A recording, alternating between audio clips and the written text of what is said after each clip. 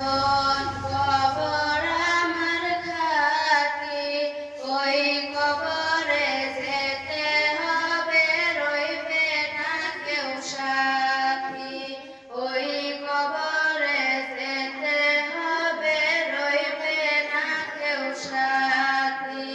কাফন আমার আপন, কবর আমার খাটি, ওই কবরে যেতে হবে, রইবে না কেউ সাথী। ওই কবরে যেতে হবে, রইবে না কেউ সাথী। থাকতে হবে নিরালয়, একা একা বাসতলায়, চতুর্দিকে রবে শুধু মাটি।